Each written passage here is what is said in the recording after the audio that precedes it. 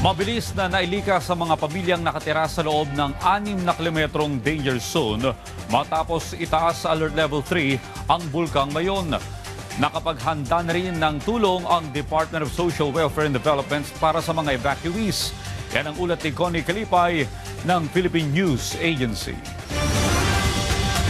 Kinumpirma ng Office of Civil Defense sa Bicol Region na may kabuang 729 na pamilya o 2,889 na individual mula sa iba't ibang bayan at lungsod sa loob ng 6 na kilometrong permanent danger zone ng Bulkang Mayon ang ililikas ngayong araw. Sa isang panayam sa telepono, sinabi ni OCD-5 Regional Director Claudio Yucot na nagpadala ang Albay Public Safety Emergency and Management Office ng mga truck ng hukbo para sa paglikas. Sinabi ni Yucot na ang Regional Disaster Risk Reduction and Management Council Response Cluster ay magtitipon sa Miyerkules para i-coordinate ang suporta para sa mga evacuee.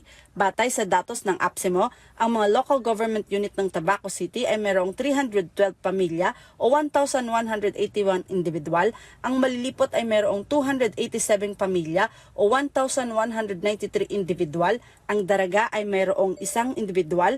Ang Kamalig ay mayroong 100 pamilya o 407 individual. Ang Ligao City ay mayroong 25 pamilya o 91 individual at ang Ginubatan ay mayroong 4 na pamilya o 16 na individual. Mula rito sa Albay para sa Integrated State Media, Connie Kalipay ng Philippine News Agency.